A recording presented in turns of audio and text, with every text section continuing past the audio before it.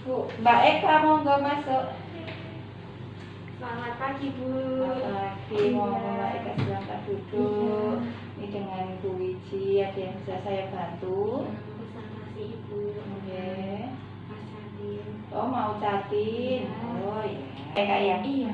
Tanggal berapa nih Kak? Tanggal 20 Oktober. Oh ya, selamat ya. Sebelum masuk ke konsultasi calon pengantin, nanti ada sampai TT, ada macam-macam. Saya tanya-tanya dulu tentang identitasnya, ya. Ya. Harus menggunakan KTP atau tidak? Mboten. Kamu tanto tanggalannya. Namanya Mbak Eka ya. Iya. Umurnya berapa? Tanggal lahirnya? 10 September 96. Oke, pendidikan terakhir, S1. pekerjaan, Saat ini karyawan swasta. oke, alamatnya mana? Iya. Butuman Jalan Rambut Bangsugali, RT 5 RW 8. Kalau untuk calon pasangannya namanya siapa? Namanya Husam Faris Alas. Oke, tanggal lahirnya berapa? Tanggal 1 Mei 95 Ya, pendidikan terakhir, sampai S1. oke, pekerjaan, Karyawan swasta juga. ya, alamatnya mana? Namanya Pilihan. Pilihan, ya. Terus ada keluhan nggak selama ini? Ada keluhan? Apakah mes nggak teratur atau ada nyeri atau ada keluhan apa? Dulu sempat ada nyeri juga di bagian perut, tapi itu juga menyebabkan haidnya itu seperti kurang lancar. Oke. Cuma keluar 3 hari. Ya. Biasanya kan siklusnya 8 hari. Oh, Mbak Eka kalau tidur malam berapa jam ya? 5 sampai 6 jam. 5-6 jam ya, berarti cukup ya. Iya. Saat tidur siang boten? Mungkin. Enggak pernah tidur siang ya. Kalau aktivitas fisik selain bekerja di rumah, sering mengerjakan pekerjaan rumah? Iya, sering. Kalau olahraganya teratur nggak? Seminggu sekali, Seminggu tapi kadang sekali. di rumah juga sering. Senang bagus ya. Ada kebiasaan-kebiasaan yang tidak bagus, misalnya merokok, minum-minuman. Tidak. Dari calon suami merokok enggak? Suami enggak merokok. Merokok enggak, ada kebiasaan yang ini juga ya, yang negatif. Oke. Nyun sewu, untuk persiapan ini pernikahannya, syarat-syarat untuk pendaftaran pernikahannya sudah komplit? Sudah komplit, tinggal dari puskesmas ini ya. Oke. Terus ngambil cuti nggak nih? Iya, cuti 3 hari aja. Lah kok sedikit, nanti belum. Terus ada misalnya tanggalnya harus sudah dihitung-hitung gitu, sudah ditentukan sama keluarga ya? Sudah. Oke ya. Jenengan sudah pernah check up keseluruhan? Sudah pernah periksa untuk persiapan nanti hamil, nikah? Belum pernah. Sudah pernah vaksin? Sudah. Vaksin COVID. Oh ya, kalau vaksin TT, vaksin torch belum pernah ya. Oh ya. Oke.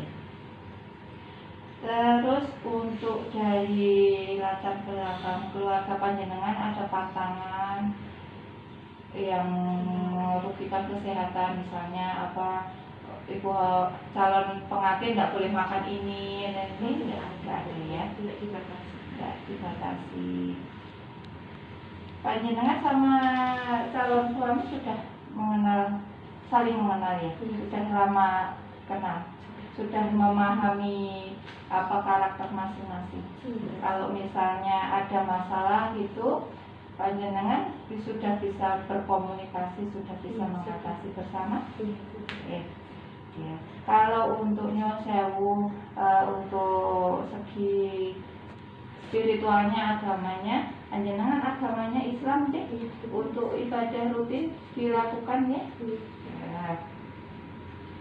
Terus kalau Nyon Sewu, keinginan panjenengan, harapan panjenengan setelah menikah ini gimana? Putri sama putra. Kalau bisa 4 ibu. Bisa ya, Bu. Ya, kalau sebaiknya ya 2 aja ya. Ya, karena kalau semakin banyak anak, yang penting kan untuk merawatnya yang bagus ya. ada kebiasaan-kebiasaan yang belum diketahui dari pasangan atau kebiasaan panjenengan yang belum diketahui pasangan? Nggak ada ya. Kalau ada masalah sudah bisa menyelesaikan berdua? Ya. Terus ada jenengan pernah diet enggak? Makan enggak pernah membatasi ini ya untuk apa namanya buang air besar buang air kecil, jadinya sudah lancar ya. Sudah pernah mengkonsumsi tablet tambah darah atau belum? Belum. Ya. Dari remaja belum pernah. Oh iya iya iya. Ada mengkonsumsi obat yang lain dari dokter atau mungkin tidak ada ya.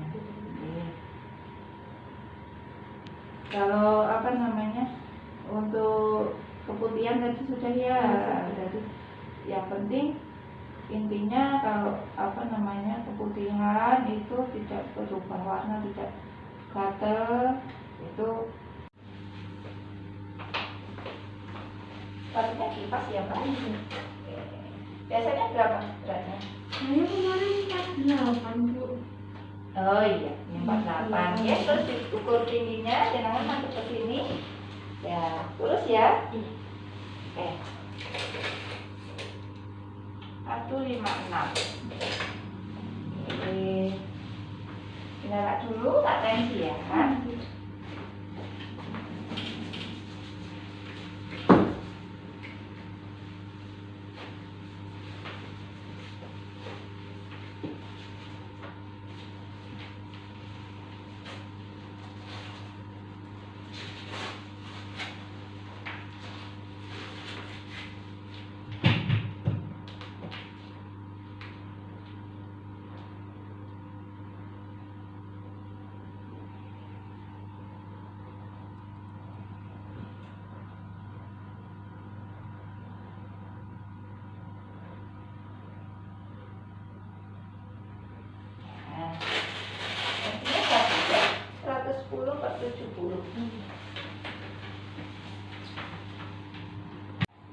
Dan tadi sudah ditimbang, beratnya 48, tingginya 156 cm. Tensinya bagus 110 per 70, nadinya bagus 78 kali per menit.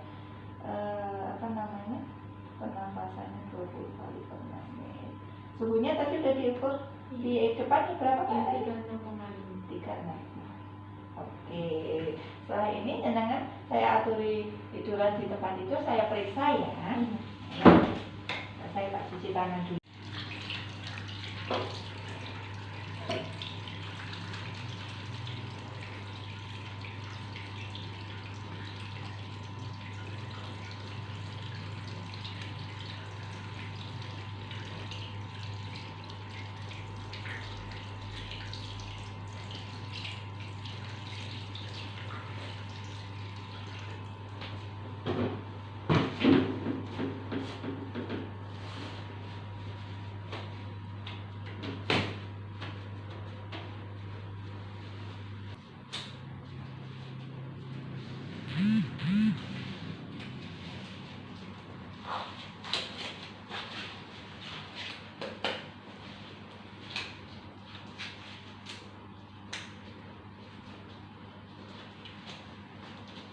Kacamatanya dilepas dulu ya. Yang sewu, rambutnya rontok nggak? Sering rontok. Yang sewu lihat ke atas ya. Bagusnya. Yang sewu saya lihat lehernya ada benjolan apanya. Yang sewu bajunya dibuka ya. Dibuka semua. Iya, saya lihat apa namanya ada benjolannya apa enggak di payudara, perutnya. Pernah operasi nggak? Pernah operasi di payudara sih. Payudara. Kalau perut enggak pernah. Sewu ya. Saya buka.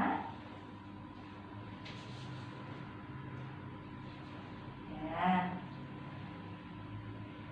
Payudaranya nggak ada benjolan ya, tapi ada bekas operasi dulu.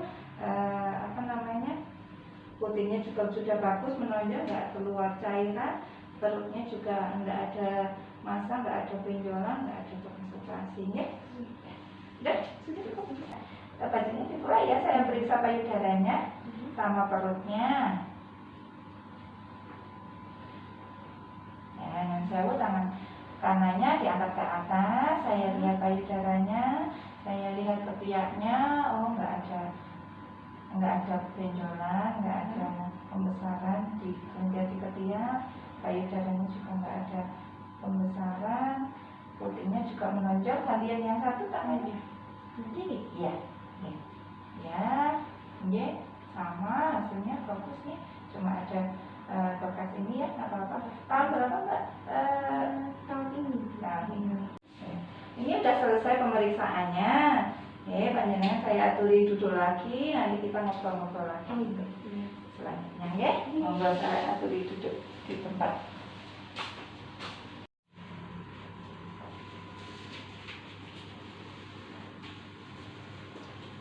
Tadi sudah dilakukan pemeriksaan secara keseluruhan dari tanda vitalnya, tensi, nadi, tensinya tadi bagus 110, nadinya 78, pernafasannya juga bagus, suhunya juga tidak panas ya. Terus dari pemeriksaan fisiknya dari ujung rambut sampai ujung kaki, insya Allah baik-baik saja. Dari payudaranya juga tidak ada kelainan, dari perutnya juga tidak ada bekas operasi, tidak ada pembesaran rahim, tidak ada pembesaran tempat kencing, jadi insya Allah bagus. Dari kakinya juga tidak ada bengkak, jadi insya Allah keseluruhan bagusnya. Terus selanjutnya kalau panjenengan ini rencana mau menikah, yang harus diperhatikan yang pertama adalah nutrisi, karena nutrisi itu diperlukan untuk kehamilan itu sangat penting, terutama untuk pertumbuhan janin dan kesehatan ibu ya. Zat gizi yang dibutuhkan itu antara lain vitamin B12, vitamin E, besi, zinc, protein, dan asam folat. Fungsinya apa? Kalau untuk vitamin B12, vitamin E itu untuk membantu kesuburan baik panjenengan dan calon suami. Terus kalau zat besi dan zinc itu untuk dibutuhkan saat kehamilan, karena dia kalau kekurangan zat besi, kekurangan zinc, nanti bisa terjadi anemia, bisa terjadi keguguran seperti itu. Kalau asam folat itu dibutuhkan untuk pembentukan syaraf bagi janin, jadi itu tidak boleh kekurangan. Nah, dari apa aja panjenengan bisa mendapatkan vitamin-vitamin itu, nutrisi itu? Kalau vitamin B12 itu biasanya dari hewan, baik daging atau susu, itu banyak vitamin B12-nya. Kalau vitamin E itu banyak di minyak, tauge, terus kuaci, biji matahari, itu banyak mengandung vitamin E. Kalau zat besi itu sama, ada daging, ikan, telur, bayam, sayuran hijau, itu banyak mengandung zat besi. Kalau zinc itu juga banyak terdapat di daging, di telur, susu, begitu juga dengan protein. Tapi protein itu bisa dicukupi dengan protein hewani, protein nabati. Kalau hewani bisa dari daging, dari telur, dan lain sebagainya. Kalau yang dari nabati bisa dari tahu tempe. Nah, itu semua mumpung panjenengan masih merencanakan kehamilan bisa dicukupi. Jangan karena mau menikah terus menjalani diet biar terlihat langsing begitu ya. Yang selanjutnya yang tidak kalah penting itu tadi zat besi Fe itu panjenengan sudah pernah mendengar belum tentang Fe? Pernah dengar tapi belum pernah minum. Oh iya, jadi sebetulnya suplemen Fe itu juga dibutuhkan pada mulai remaja. Jadi kalau remaja putri itu kan dia mengalami menstruasi tiap bulannya. Nah, dari menstruasi itu akan keluar juga darah. Nah, itu bisa menyebabkan anemia. Makanya dibutuhkan suplementasi zat besi. Bisa setiap selama menstruasi. Bisa kalau sekarang panjenengan sudah mau menikah, bisa dipenuhi ngunjuk tiap hari kalau memang mau langsung punya putra. Jadi dipersiapkan dari sekarang. Sehari 1 tablet diminum malam hari menjelang tidur. Yang penting jangan minum tablet besi memakai teh atau kopi. Lebih bagus air putih atau jus jeruk itu, karena dia dengan vitamin C itu dia akan membantu penyerapan zat besi. Dan jangan lupa kalau namanya zat tablet Fe itu dia penyimpanannya harus benar, harus di tempat yang kering dan tertutup rapat, karena kalau dia di udara terbuka mudah rusak gitu ya. Tidak boleh terkena sinar matahari juga, jadi di ruangan dan tertutup kering. Nggak boleh lembab ya. Untuk efek samping tablet Fe itu sebetulnya lebih ke ini, biasanya mual, sama nanti dia berpengaruh ke buang air besarnya. Jadi panjenengan misalnya konsumsi tablet Fe, jangan kaget kalau nanti BAB-nya warnanya agak hitam. Itu karena pengaruh zat besi. Ya, kalau mual muntahnya, saya mendengar munculnya mau tidur, jadi tidak terlalu terasa efeknya. Nah, kenapa kok tablet Fe ini bisa mulai dari sekarang? Karena biasanya kalau sudah hamil, awal-awal hamil itu kan karena perubahan hormon dia sudah mual, dengan ditambah tablet Fe biasanya tambah mual. Nah, besi sendiri ini selain dari suplementasi tablet Fe, bisa juga dari makanan. Makanan-makanan yang banyak mengandung Fe tadi sudah saya sebutkan, kayak daging merah, sayuran hijau kayak gitu. Nah, untuk membantu penyerapan zat besinya ini bisa didukung dengan konsumsi vitamin C. Nah, vitamin C itu bisa berupa tablet vitamin C, bisa juga berupa buah-buahan dan sayuran gitu. Nah, oke. Sudah paham tentang nutrisi pranikah, Mbak? Zat-zat yang dibutuhkan? Belum. Berarti harus diulangi lagi dari awal ya.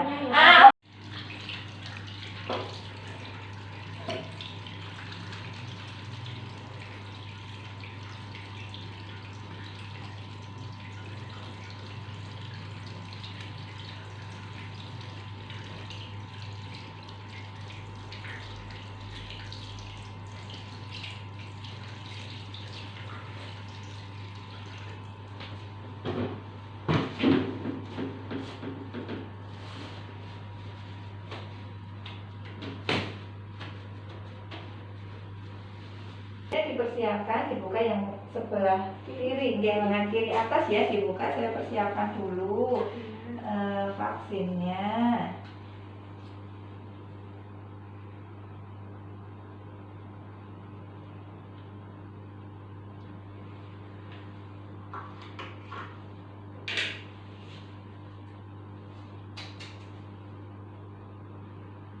Oke, saya suntik dulu ya.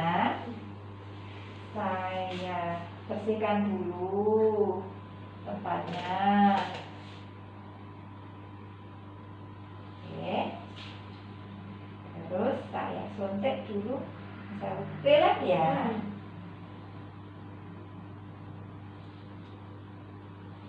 Ya.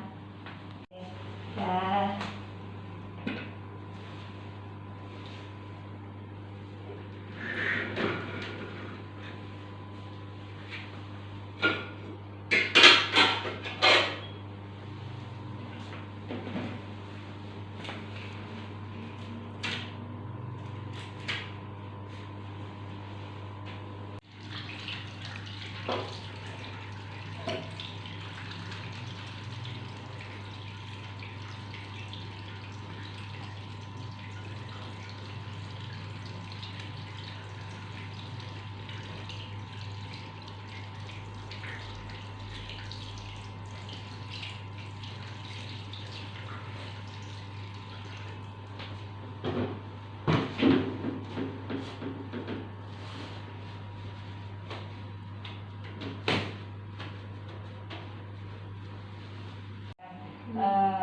imunisasi TT biasanya setelah disuntik itu rasanya agak lemeng dan pegelnya itu agak awet, tapi tidak apa-apa karena memang itu reaksi vaksinnya seperti itu. Nanti kalau misalnya kok bekas suntikannya itu bengkak, bisa dikompres sendiri, dikompres pakai air hangat, atau kalau misalnya kok nyeri banget, jenengan boleh minum obat peredam itu ya.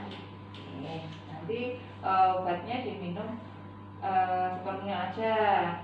Kalau misalnya nyeri, jadi 3 kali 1, tapi kalau misalnya sudah enggak nyeri ya usah. Oke, itu nanti dibawakan dari sini ya. Nah, saya buka dulu di kartu TT-nya ya. Terus selanjutnya karena panjenengan besok kan rencana mau segera punya putra. Nah, panjenengan sudah paham apa belum, sudah pernah mendengar informasi belum tentang kehamilan, persalinan, nifas? Belum belajar sedikit. Oh ya, jadi kalau misalnya panjenengan mau segera punya putra, ini kan usia jenengan berapa ya Kak tadi? 25 itu usia yang ideal untuk hamil sebetulnya. Jadi usia yang ideal untuk hamil itu antara 20 sampai 35. Jadi kalau panjenengan 25 tahun itu tadi sudah cukup untuk bereproduksi. Nah, nanti kalau setelah hamil salin, untuk mengatur jarak kehamilan itu bisa memakai alat kontrasepsi namanya. Macamnya apa aja? Ada yang jangka pendek, ada yang jangka panjang. Jangka pendek itu bisa pakai suntik, bisa pakai kondom. Kalau yang jangka panjang bisa pakai IUD, bisa pakai susu. Nah, ada juga yang metode alamiah. Metode alamiah itu tidak pakai alat, tapi dengan mengukur suhu. Jadi kalau masa subur itu biasanya suhu basahnya, suhunya akan sedikit meningkat. Atau bisa juga dengan pantang berkala. Jadi pas saat kemungkinan masa subur itu tidak melakukan hubungan. Dan bisa juga dengan menilai lendoskopik. Ya, itu. Kalau untuk suntik dan susu itu prinsip kerjanya hampir sama, dia hormonal, dia akan menekan pematangan sel telur. Tapi kalau IUD dia bukan hormonal tapi alat, dia akan mencegah bertemunya antara sel telur sama sperma gitu ya. Nah, untuk tanda-tanda kehamilan sendiri sebetulnya ada banyak, tapi yang paling paling familiar, paling pada umumnya itu biasanya memakai tes urin. Nah, tes urin itu hasilnya positif, muncul 2 garis, terus menstruasinya terlambat, terus di awal-awal itu biasanya kan ada mual, muntah sedikit, terus sering kencing, itu karena pembesaran rahim. Tuh. Terus setelah karena ada mual muntah itu biasanya nafsu makan juga agak berkurang, jadi agak doyan makan, atau malah pengen makan yang aneh-aneh, kalau orang biasa menyebutnya jajan itu ya. Terus nanti kalau sudah sudah agak besar, dia akan kelihatan ada pembesaran perut, terus mulai ada gerakan janin di dalam, dan kalau diperiksa dia sudah mulai muncul denyut jantung janinnya. Itu berarti sudah pasti dia hamil. Nah, saat hamil itu harus dilakukan pemeriksaan seawal mungkin. Jadi di 3 bulan pertama itu paling enggak dia sudah harus periksa. Jadi kalau panjenengan misalnya sekarang mens, terus besok kok nggak mens, nah setelah terlambat haid sebaiknya segera periksa. Karena apa? Karena untuk memantau kondisi ibu, kondisi janinnya itu, biar kalau misalnya ada nutrisi yang kurang atau apa, itu bisa ditangani lebih awal gitu. Nah, pemeriksaan kehamilannya itu minimal ya di 3 bulan pertama itu 1 kali, yang di 3 bulan berikutnya itu 1 kali, 3 bulan selanjutnya itu 2 kali. Jadi minimal itu 4 kali. Tapi lebih bagus lagi kalau 6 kali. Kalau standar yang sekarang 6 kali, yaitu di 3 bulan pertama itu 1 kali ditambah 1 kali dengan pemeriksaan dokter, USG ya. Yang satu itu di trimester ketiga itu juga dengan pemeriksaan dokter. Tapi kalau mau periksa tiap bulan sekali itu juga lebih bagus. Itu ya. Terus saat hamil panjenengan juga tidak boleh terlalu kecapean, tidak boleh angkat junjung yang terlalu berat. Pakaiannya juga harus disesuaikan, jangan sampai pakaian ini akan mengganggu aktivitas dan mengganggu kenyamanan janin yang ada di dalam perut, misalnya terlalu ketat atau panas kayak gitu, ya. Terus nanti kalau sudah hamilnya sudah mulai besar, jangan dibiasakan tidur terlentang. Usahakan tidur miring kanan atau miring kiri, sebaiknya miring kiri. Kenapa kok tidak boleh terlentang? Karena saat kehamilan yang sudah besar, rahim itu akan menekan pembuluh darah yang ada di bawahnya. Jadi bisa terjadi sesak nafas, baik itu ibunya ataupun janinnya yang ada di dalam. Terus untuk hubungan seksual itu tetap boleh, selama hamil itu tetap boleh berhubungan seksual. Yang penting sama-sama nyaman dan memperhatikan posisinya. Kalau misalnya sudah besar ya jangan sampai menekan perut ibu, bisa panjenengan aja di atas kayak gitu, oke? Terus aktivitas itu seperti biasa, yang penting jangan sampai kelelahan. Malah kalau udah hamil besar itu diusahakan bisa jalan kaki, bisa aktivitas agar otot-ototnya lentur untuk persiapan persalinannya nanti, dan stamina-nya kan lebih. Oke. Terus selanjutnya saat hamil panjenengan juga harus menghindari udara-udara yang mengandung polusi, misalnya kok asap rokok, misalnya di rumah ada yang merokok, itu diusahakan untuk tidak terlalu berdekatan. Terus juga kondisi seperti ini, pandemi, banyak orang yang terpapar COVID, panjenengan juga harus menghindari orang-orang yang kemungkinan bisa menularkan penyakit. Gitu ya.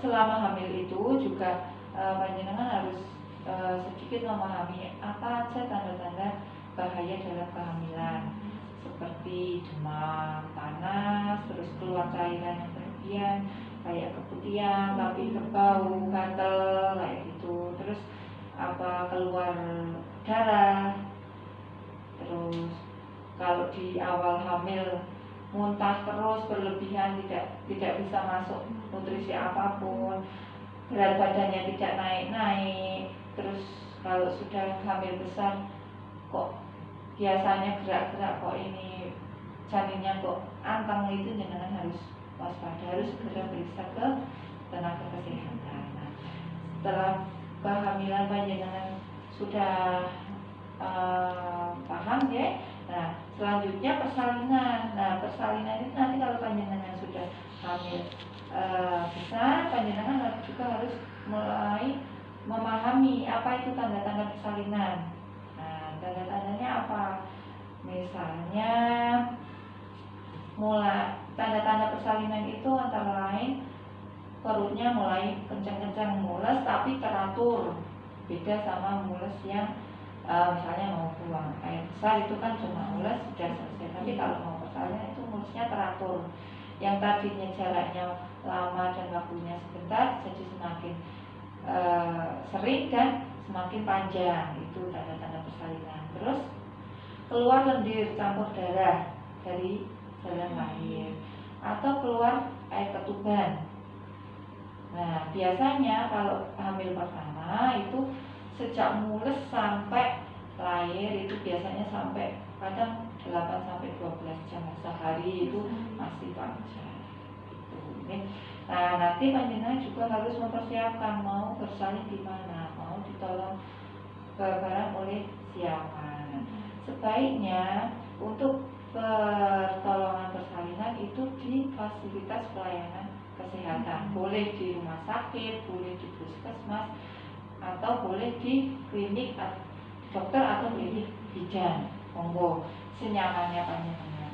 Nanti setelah babaran adik lahir, jangan lupa diberikan imunisasi. Imunisasinya apa aja? Kalau pas lahir itu nanti akan diberikan imunisasi namanya hepatitis non.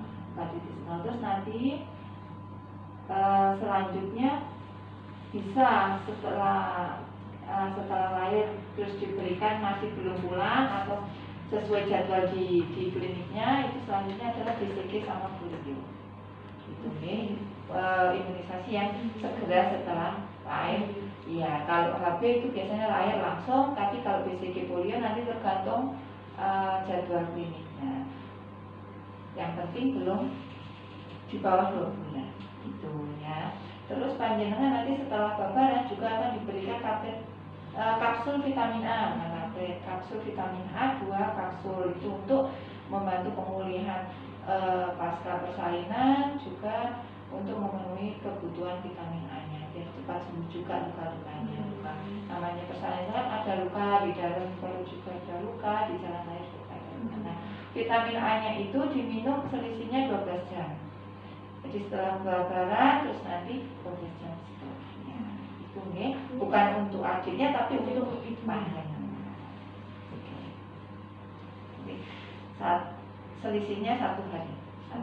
Sekarang terus yang satu Terus yang tidak kalah penting adalah ASI. ASI itu harus diberikan kepada bayi karena itu adalah haknya bayi.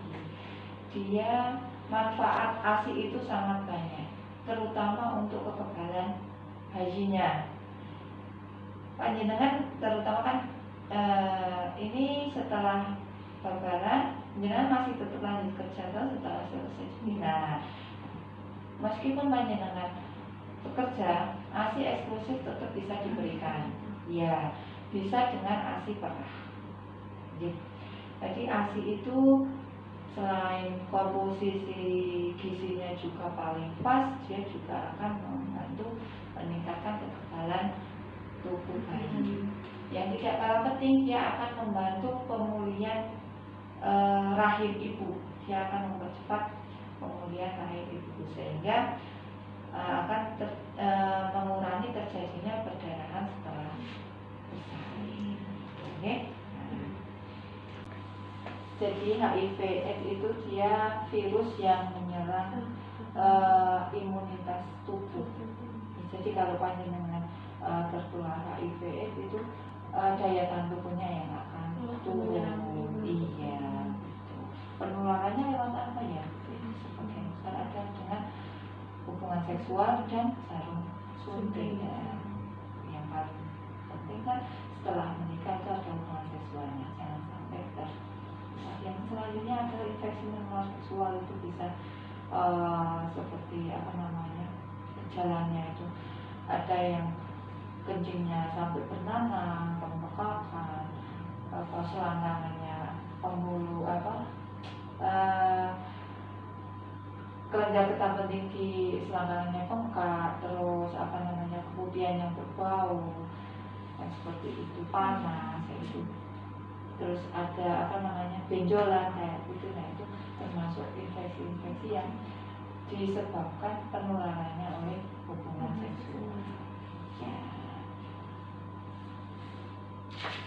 Itu terus yang selanjutnya adalah infeksi yang menyerang saluran reproduksi. Nah, itu biasanya yang sering terkena adalah perempuan karena dia jalan air dan jalan untuk buang airnya berdekatan, bisa menyebabkan infeksi yang menyerang saluran kencing atau di belakang itu bisa masuk ke saluran reproduksi yang akan mengganggu suhu.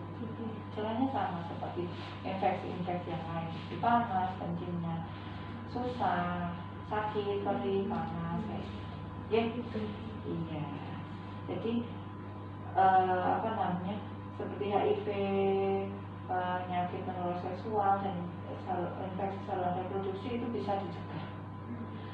Bisa dicegah untuk menular ke jenengan dan bisa juga dicegah untuk menular ke bayi yang akan dilahirkan. Makanya kenapa ini penting saya sampaikan sekarang.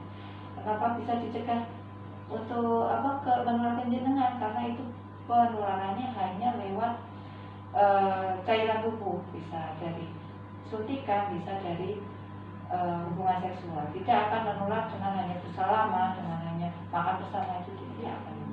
Jadi dijaga hubungan seksual yang aman, gitu ya. Ya, ada yang ditanyakan? Nah, penjelasan juga tidak ada keluhan-keluhan yang mengarah ke gangguan buang air besar, buang air kecil, keluhan yang ada di saluran reproduksi. Nah, sepertinya itu yang yang bisa saya sampaikan. Poin yang paling penting adalah untuk mencegah penularan itu dengan harus saling setia dengan pasangan, hindari jarum suntik yang bergantian, hubungan seks yang sehat. Gitu. Ya. Oke. Sepertinya cukup. Nanti kalau misalnya panjenengan butuh informasi yang lain, bisa tindak lagi, bisa konsultasi lagi. Mungkin ada yang ingin disampaikan atau ingin ditanyakan, monggo. Tidak ada sih Bu. Kan ya. Nah, tapi setelah ini panjenengan saya aturi pengantar untuk periksa lab ya. Periksa labnya yaitu periksa urin, periksa darah. Periksa darahnya itu kalau di puskesmas pakainya adalah VCT. VCT itu untuk screening HIV, itu ya. Jadi tes urin, periksa darah, VCT sama cek HB untuk mengetahui panjenengan anemia atau tidak. Oke, ini diatur ke laporan. Nanti setelah ada hasilnya nanti bisa tidak lagi ya. Hasilnya itu monggo aturi tindak ke laporan. Ya, Terima kasih.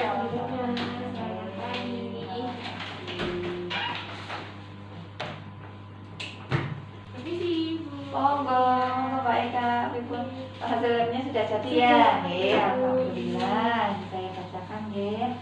Ini alhamdulillah tes urinnya negatif ya, jadi tidak hamil.